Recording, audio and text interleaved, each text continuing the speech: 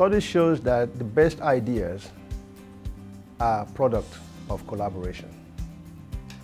And what led me to write this book, The 5 Principles of Collaboration, is in threefold: observations, experience, and research. Observation in the sense that in the workplace, for example, I see a lot of managers trying to run the whole show by themselves. And in the process, they will ignore their employees. And unfortunately, the result of that is that they will start to experience employee job dissatisfaction. And you start having what they call presenteeism at work. Presenteeism is basically when you have your employees there, but they're not actually producing. Why? Because they are so disconnected. So in the workplace, lack of collaboration creates employee turnover. It creates job dissatisfaction, and it creates employee demoralization. And then when you move it over to relationship, relationship basically, if spouse or husband and wife, if they're not working together, obviously study shows that 67 to 81% of second marriages end up in divorce. Why? As a result of lack of collaboration. And then when you move it over to school or academics, there is no way you can write your dissertation for your PhD program without collaborating with your chairs, your methodologist, and also your content expert. So in order for you to get that little three words, PhD, in your name, you have to collaborate with your dissertation committee members. So when I look at it as a whole, it dawned on me that we cannot exist without collaborating with one another. Although we have more than 5 principles of collaboration, but I focus more on these 5 principles because they are very essential.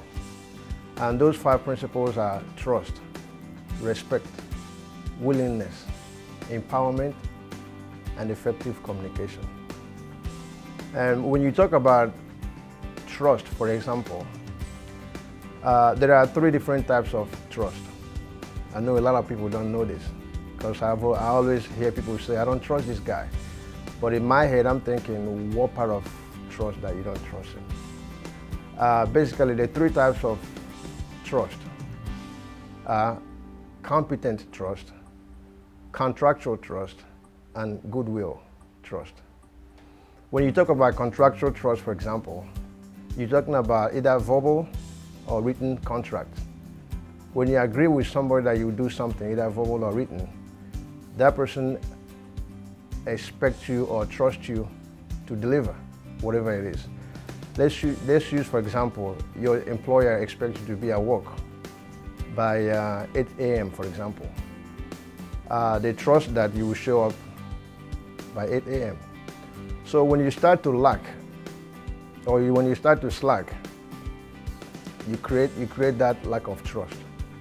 And of course, it will affect collaboration. And when you talk about competent trust, let's face it, I go to my doctor not because I necessarily know him as a person. I just know him because of his skills. So I'm going there hoping that or trusting that he will take care of me when I'm sick. So based on that, I will trust him based on competent trust, which is called skill trust also. And then when we talk about goodwill trust, we're talking about just the fact that you're a human being. When you meet another human being anywhere in the world, the natural thing to do is to be comfortable around that person. Either you nod or you say hi. That's goodwill trust. As opposed to when you're walking on the street or when you're in an elevator, for example, you see an 800-pound gorilla.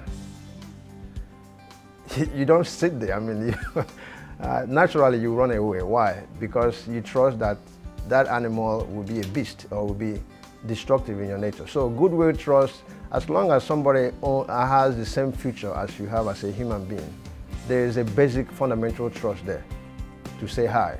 Until you guys start a conversation or you get to know the person better, now you put the person in a different class. whether he's competent or he's contractual, reliable, or that goodwill. So people need to understand that when you say you don't trust somebody, ask yourself, why am I not trusting that person? What level are we talking about? Because when you lump it in one, it creates that environment of speculation. And you start to distance yourself from that person.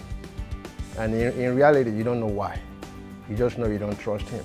But if you can go deeper and say, okay, why I do not trust this person? Is it because he's not reliable in terms of contractually? Or he's not reliable in terms of his skills?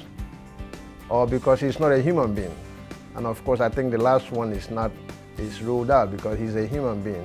But you just have to focus on the other two, the contractual and the competent. So I suggest that to know the rest of the 5 principles, that you grab the book, and then you know more about the 5 principles of collaboration.